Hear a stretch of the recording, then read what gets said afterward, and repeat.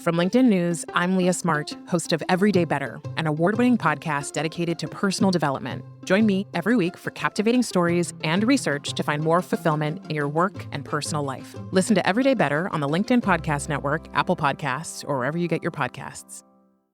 The HP AI PC breaks language barriers instantly by translating up to 44 languages in real time, powered by the Intel Core Ultra processor. With the right tools, work doesn't have to feel like work. Learn more at hp.com/AI PC. Hey, I'm Kwame Christian, and you are about to step into the world of Negotiate Anything, the #1 negotiation podcast in the world where we teach you how to make difficult conversations easier while getting more of what you want in the process. Each episode is packed with practical tips and strategies from the experts. We delve into negotiation, conflict resolution, and leadership skills that are crucial in both business and in life. Whether you're closing a deal, managing a team, or navigating personal relationships, Negotiate Anything provides you with the tools you need to succeed. Our conversations are real, relatable, and most importantly, rooted in practicality. So if you're ready to transform your conversations and elevate your negotiation skills, join me on Negotiate Anything. Subscribe and listen on Apple Podcasts, Spotify, or wherever you love to listen. Let's make every conversation a winning negotiation. Jay, thanks for joining us today. Thanks for having me. Yeah, it's our pleasure. So how about you get us started by telling us a little bit about yourself and what you do? Great. I am a coach and an educator, and I work with individuals and organizations, and I help people to leverage their body and their nervous system and their brain to show up as their best selves in the situations that matter to them most. I often say that I help people to be themselves in other people's force fields. Oh, I like that. Okay, dig deeper into that last line because that's fascinating. Well, I guess I've heard you say that you're a people pleaser as well, recovering people pleaser here. And I know for me that my experience growing up and in my 20s and even my early 30s, my sense was if there was another person in front of me, it was all about what do they need from me? Who do I need to be? How do I need to show up? And it was as if it was like my soul gets sucked out of me and I have no sense of myself, my opinions, my feelings, so what I mean by that, not losing yourself in other people's force fields, is that I still get to have a sense of solidness, of being here in a body, of being impacted by what you say, of having needs, of having preferences, and being actually capable of tracking them and then communicating them or acting upon them. Oh, that's fantastic. And I think that's a great segue into what we are here to talk about today. So, Jay, I'll give you the floor to set the stage. Right. Well, so we've established that we're both psychology geeks, and we're going to nerd out a little bit on what is going on internally when we're in difficult conversations, or the psychology of our own presence in life. Did I get that and how Absolutely. we discussed about that? Yeah. Yeah, absolutely. Yeah, this will be fun. This will be fun. Now, when it comes down to understanding your own psychology, especially in the context of these difficult conversations, whether it's work or personal, what would you say are the most important things that people need to know? Well, it's interesting as you say that. I think maybe it's a little bit of talking about what I mean by psychology and self-awareness, because we have different kinds of self-awareness. And when we talk about psychology, we're usually talking about conceptual self-awareness, right? We're talking about like the inner dialogue that we have, the part of us that tells ourselves the story of what's happening. Oh man, you just messed that up. You probably should do that better next time. That kind of the self-awareness of the dialogue and of the analyzing of how things went, projecting in our minds what's going to happen in the future. Most of us have that in spades, but there's also something called embodied self-awareness. And embodied self-awareness is the self experiencing the self. So you got conceptual self-awareness over here. That is the self thinking about the self, narrating, telling story, analyzing. Embodied self-awareness is the self experiencing the self. Things like, are your hands cool or warm? Are you sweating? Are you shaking? Are you tense? What's your energy level? What's your mood? Do you have a headache? Are your pants too tight? Like, we like, right? What is your actual experience in your body in the moment? And we don't pay enough attention to that in in our exchanges, in our awareness of ourselves. And that is a liability when it comes to showing up as our best self. This is fantastic. This is going to be a great interview. Okay, so I'm thinking too, and you tell me if I'm off on this. Yeah. Um, so when we think about the way that the brain works, there's something called the default system. And Mhm. I think simply put, you can think about it in terms of time travel. It thinks about what happened in the past, rumination, it thinks about what happens in the future, often manifesting itself in worry or fear, something like Mhm. that. Mhm. So that sounds like what you're talking about with that first part, that consciousness. And then with the second part, that Mhm. sounds almost more like mindfulness, experiencing the moment as it's happening. And tell me if I'm off at all on that too. No, I think you're spot on. And now I'm like, ooh, this is fun. We've got some dorks hanging out. Yeah. So you're right. That default network is the analyzing past and future and kind of the narration of your own story. And you probably know this, that the less emotional resonance a person has had in their life, the less someone has validated how they're feeling on the inside, and the more trauma they've experienced, the more toxic that inner dialogue gets to be, and gets to, like, really start to constrain, and, oh, that was, you messed up there, or, so that's that kind of inner dialogue and how it either constrains or expands. And then you're right, the embodied piece is more of what we'd think of in traditional mindfulness, though I'm not a huge fan of that term, in the sense of it tends to be full of mind. Yeah. The way we think of mindfulness is usually very heady. And so I think of it in terms of embodiment. And I think embodiment is what we're talking about when we're talking about mindfulness, but it's like I call it mindfulness 2.0. It's Mhm. embodiment is, um, are you are you in your body fully? And when you think about it, like, um, some of the most mindful people I've ever been around are pretty heady. There isn't a sense of presence to them. You think about a kid, though, they're embodied, right? Like, you can feel them and you can see them in their energy and how they move and how they feel. So you're not wrong in saying it's like mindfulness. And I think I'm just trying to, like, pull you along and say, like, yeah, and I want to think of this as mindfulness 2.0, where it really isn't about, you have to be in a narrow bandwidth of experience in order to be embodied. Does that make sense, what I'm saying It there? makes a lot of sense. And so yesterday when we chatted, I told you I was reading some of Carl Rogers' work. Hmm. And so for those of you who don't know, he's one of the leaders in psychological history, um, big time advances when it comes to talk therapy and how that works. And one of the things that he brought up was his concept of the human organism, and really Hmm. honoring the fact that essentially who you are as a body existing in the world. And so it's like, listen, if your body will feel things, your body will experience things. And a lot of times we are not very attuned to what our body is feeling or experiencing. And that disassociation makes it more difficult for us to really honor what it is that we really want, because we're so caught up in that time travel of default thinking, thinking about the Yeah. past and thinking about the future, that we don't fully embody or exist in the present and honor ourselves as a human organism in the moment.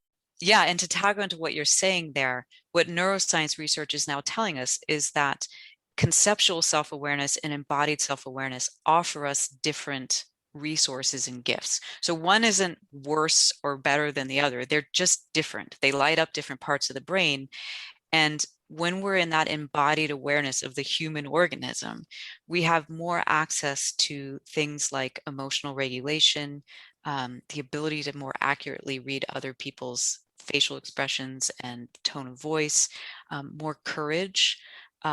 more attunement with others, like all of these different skills that we would attribute to an awesome human being, they come from being in a body. They don't come from thinking. Mm-hmm. And that's one of the reasons why in my, it's on my website where I say, like, if you could get to where you wanted to be by being smart, you'd already be there. Because this stuff isn't about being smart in a heady way. It's about knowing how to show up reliably in your body. Absolutely. And think about it too, because you brought up a really good point. There's both of those pathways have their benefits. And it's kind of like a hammer. A hammer is incredibly helpful if you're building something and Right. you have some nails around. But if I'm at a dinner table, it's of limited utility and might cause problems, right? Because Absolutely. when you think about the one of the benefits of the human mind is that ability to time travel, to look back in the past, to learn from past experiences, to look into the future and foreshadow and create strategies and think about contingencies. But at the same time, that is not as beneficial when it comes to really honoring the, let's say, for example, your emotional response in a conversation.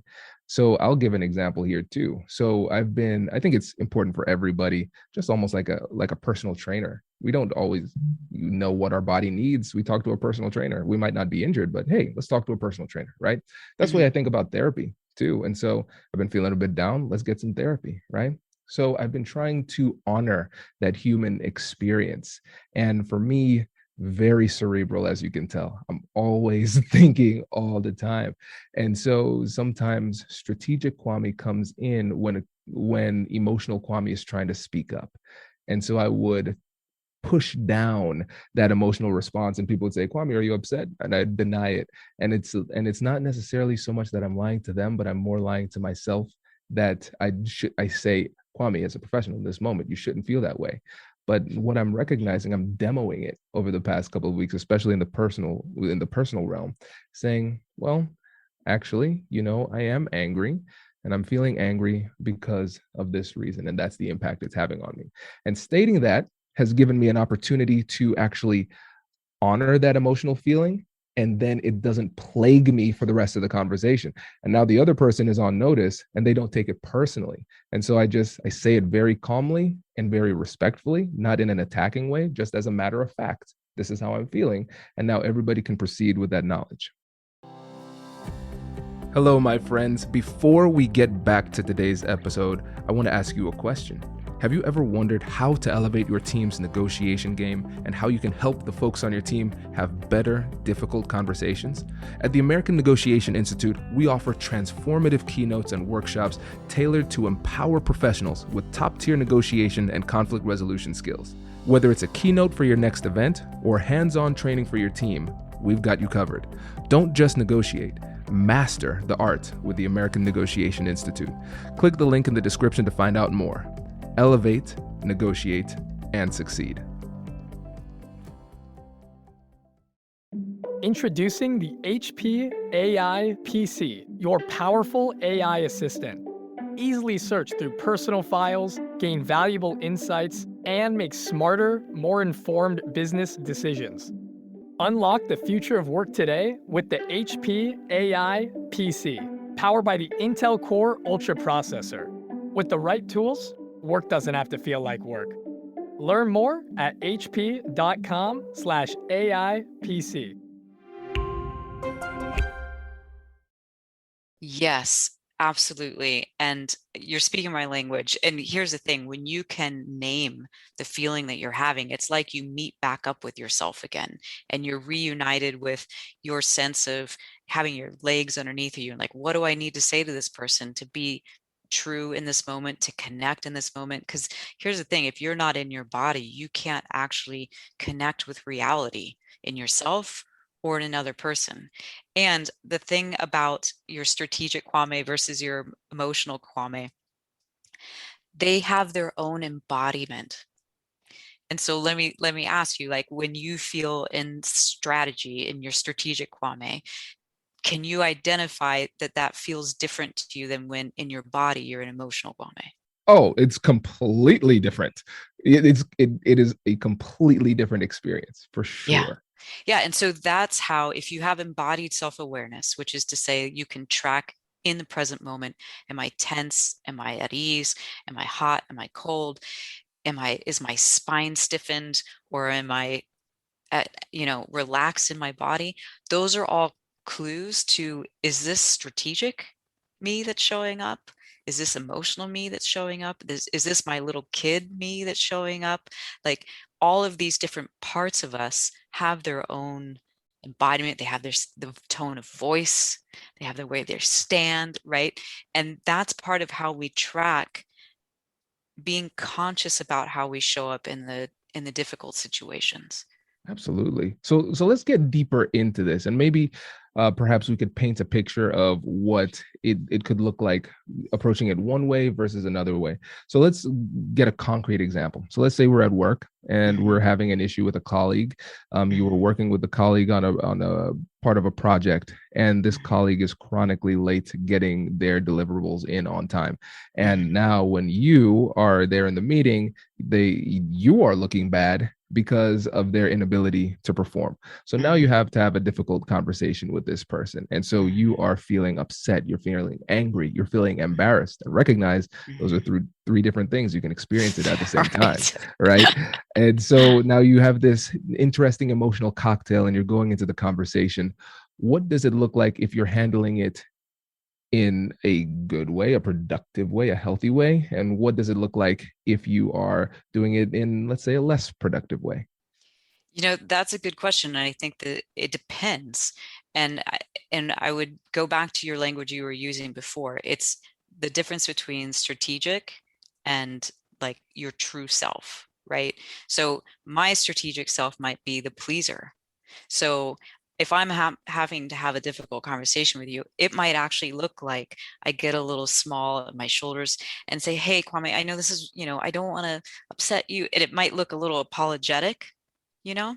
But if my strategic self is more of the tough girl and more of the fighter, I might come in and I might be, leaning in, and my voice tone might come up, and um, I might have an edge to how I'm saying things, even though I don't want to. But that's that like part of me that comes in um, more on a unconscious level. So I'm not I'm not answering your question directly, because there isn't necessarily one way that it would look, but the way it would feel is that you're not in your center. There's some form of shrinking, or some form of getting bigger, or some form of like doing the tap dance, like wiggling around, versus coming in the healthier way. There's a sense that you can be your own speed and how you're talking. You can use your own voice. You can feel like you can feel your sit bones on your chair or your feet on the ground. For example, I have a client who I was working with last week, and her strategic self is the do-gooder. The like, I'm just going to jump in and make everything better for everybody else. So she knows when she's in one of those difficult conversations or a difficult scenario, she said, I always step in. I'm always leaning in. And there's this sense of like, I'm going to lift you up, or I'm going to make it better for you, or I'm going to take the pain away, or take the hard work away. But she's like, I walk out of those conversations, I am worked. I'm exhausted. And so with her, we worked on, what would it feel like before you go in to have one of those conversations, to practice taking one step back. If you're a stepper inner, like, practice, what does it feel like in your body to take one step back, feel yourself in your feet, feel the back of your body, and some awareness of like, oh yeah, there's space back here. It's not just everything that's out here in front of me. And take the deep breath and speak from there. So that's just one piece of the embodied part of how that might look or feel different. And correct me if I'm wrong here, Jay, but it sounds like perhaps one way of describing it is with the word alignment, Mm, right? yes. Because I think when there's a little bit of cognitive dissonance that could occur when there's a bit of a a turf war between your strategic self, for example, with me, and the embodied self too. And so you're doing, like you said, that tap dance. Ooh, I'm feeling bad, but I need to be stoic and and strategic, right? Yeah. And it's funny because you say the strategic self. Who is that for me? And as you said that, I said, oh no, it is the lawyer. It is Kwame, the lawyer, coming in, and that is not good in personal scenarios. It's not good in really most scenarios, you know. But this is really enlightening for me. So thank you for the therapy session. But I think the listeners would appreciate this too, because if you think about the finding confidence in conflict, that's my book. So we talk about the compassionate curiosity framework, but we talk about it internally and externally. So acknowledge and validate emotions, get curious with compassion, and joint problem solving for your external negotiations and your internal negotiations. And what I've found to be really helpful is taking a step back before the conversation happens, because a lot of times you can start to anticipate what you could potentially feel, or you've already started to feel that going into that conversation, right? And so taking that step back and acknowledging and validating those emotions to say, what is it that I'm feeling? Okay, what else? What else? Okay, where did that come from? Okay, why do you Yes. feel that way? Okay, and that's the compassion, getting curious with compassion. And then joint problem solving is reconciling the differences between heart and mind. So what is it that will serve me substantively in this conversation? What's the actual outcome? But also, what will serve me emotionally too, because I want to be emotionally satisfied as well. And so you have that internal negotiation so you can perform with a lot more clarity in the actual conversation. Yes, you nailed it. I love your language for all of that. And I would say that that piece of compassionate curiosity, the way I would speak to that is that it's self-empathy. It's putting yourself in your own experience and understanding why you would feel that way. Because if you can say, okay, I'm feeling anxious, and say why, as opposed to, well, you shouldn't feel anxious, or don't feel anxious, you're going to screw this up. Or if you weren't so sensitive, you wouldn't feel so anxious. All the stuff we normally do in the anxiety is there. If you can if you can then say, I'm anxious, why? Then it hooks you back into, it aligns you again, to use that word, it aligns you with your purpose. It aligns you with what's important to you, because we don't get emotionally upset about things we don't care about. The opposite of love isn't hate, it's apathy. So if there's a feeling coming up, if you're scared or you're sad or you're mad, you're darn tootin' that something that you care about has been stepped on. And you're trying to realign to, oh, I'm anxious because, it's really important to me to do good work and to be respected. And I don't know if I'm going to be able to do that here. So what do I need in this scenario to be able to do that? And the other piece I'll add to what you said, Kwame, is, it's that checking in with yourself before you go into the conversation, and then the tracking yourself throughout, right? And this is where that embodied self-awareness comes back in. I talk about this in the sense of like a sonar ping. When we're in a conversation with others, or we're leading a group, or we're giving a talk, all of our sonar pings tend to go out. We're reading people's facial expressions, we're reading the room, we're reading the energy.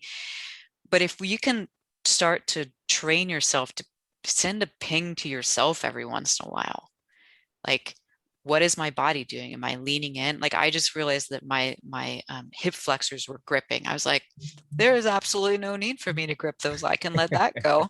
I'm looking at you, I'm reading your face, but I'm also feeling hip flexors gripping. I'm going to let that go, because I can feel how that's like the jaw gripping that I would normally do if I'm tense. And I can be more in a flow if there is some form of that constant curiosity to my own experience, and not just, what are you getting from this? Ooh, you said flow. It makes me want to cite Mihai, and I Yeah. can never say his last name. Me neither. Um, I was but hoping you were going to say it. I wasn't going to try. But yes, his first name is Mihai, and his book is called Flow. Essentially, it's, if you're into sports, it's called being in the zone, and you're just kind of like caught in the moment. And one of the sensations of being in the zone is that it's almost like you're watching yourself perform. You're seeing it almost like as a spectator, but you're completely there. time doesn't matter. You think about those times where it's like, wow, time flew. I didn't even realize it was passing. Yeah, you were in the zone. You weren't time traveling. You were actually in that moment. And it's sometimes challenging to get into that because you're so into your head. And we've told ourselves for so long, hey, you have to be smart, you have to be intellectual, you have to be heady, Mhm. and really focused on that during the conversation. And to a certain extent, you do. But I think if you're adequately prepared and you prepare well enough, then you can flow with the moment and be more attuned with what's happening, not only with your own body and your own experience, but like you said, being in the moment helps you to appreciate and honor and observe other people's responses as well. And so, in before your negotiation, and I know everybody has already downloaded our 15 plus free negotiation guides at americannegotiationinstitute.com/guide. I'm sure they have. Mhm. But if you're a person who has done such a thing, right, you can get a lot of information through that research process. But at the negotiation table during the conversation, you're going to get information that you could never get from any other location. And the thing is, it's not just going to come in what they say, it's also going to come in what they don't say and what their body is saying. And if you're too up in your head, you're going to miss a lot of it. Bingo. And it's going to come through how you feel when they say or don't say whatever it is, right? It's like I talk to clients a lot about going into a job interview, for example. And most people are so focused on what do they think about me and how am I performing that they don't focus on how do I feel when they answer my questions. How do I feel when I'm answering their questions and I'm watching and they're, not making eye contact or they are, or right, like we lose a lot of information that's really useful if we're not able to feel what's going on. And so it's presence over preparation. Like, Ooh, I like that. That's right? pretty cool. I feel like I've gotten to the point in my career where I talk to colleagues about this all the time. It's like, if you just put me in the room, I think I can do it at this point. I've got enough experience. I've had enough times of preparing that if I were, actually, this happened the other day. I was doing a, a webinar for a large organization, and there was two different times during the day because it's a global organization. So I did it in the morning, and I was going to do it again in the evening. And I messed up the time, and it was supposed to be 4 o'clock, and I was thinking it was going to be 5 o'clock. So at 4:05, everything on my desk blew up. I got text, I got a call, I was getting emails. I was like, what is going on? And I realized I was late. I had gotten the wrong time. So I had to jump in. And it was pretty funny because I was like, look, I am showing up right now and I'm going to be teaching you in real time from my own experience because my heart is pounding and I'm in that like, oh no, I screwed up, and all that to say, I wasn't prepared, but I knew how to get back to my own presence. And from my own presence, I've done this enough. I've been on this, this isn't my first rodeo. I can get there. And I think we don't put enough stock in how much weight our presence carries, not just for other people, but for our own mental state. 100%. Yeah, I agree 100%. And I think that's a really powerful place to end. But before we do, I want to give you an opportunity to give the listeners one last tip. So, one last parting tip that is just on your heart that you say, I cannot end this interview without sharing this. What would that one thing be? Well, because we've been talking about these different parts of us, we've named the strategic part. I want to say that, and this is kind of getting into the psychology of things a little bit more, but we all always have our little kid self too. And our little kid self shows up in every professional setting we're in, whether we want it to or not. And so when we're thinking about being more in our bodies and feeling what's happening in emotions, it's really important to be able to kind of untangle, is this present day me or is this little me that's scared or wanting to perform or please? And if so, using all the things about, like grounding yourself, taking a deep breath, that's all to get back into present day you. But you might need to take care of your little self when you get out of that room and just say, man, that was scary, wasn't it? Or, hey, like in your mind's eye, imagining just kind of taking that little self with you, and making sure that they're protected and taken care of. And now I realize I might have just gone off in a whole other angle there, but I think the tip is that recognizing if you're going to be more present in your body, you have to be able to recognize, is this my present self? Is this the strategy self that's going to go in there and be the lawyer or the pleaser? Or is this the little kid that would rather not even be in this hard conversation in the first place? And knowing that it's your job to kind of care for and use that compassionate curiosity through these different parts. Absolutely. Yeah, I think about it almost like a gathering of the round table. They're different versions of yourself, Yeah. and you just kind of have to acknowledge and honor it, right? And I know for a lot of people, there are versions of themselves that they do not like. It doesn't mean that the person doesn't still have a seat at the table. And pretending that that version of yourself isn't there just makes that voice even louder. Yeah. So you got to make sure that when you're in the driver's seat and they're in the back seat with their crackers and their snack and they're not talking. Exactly.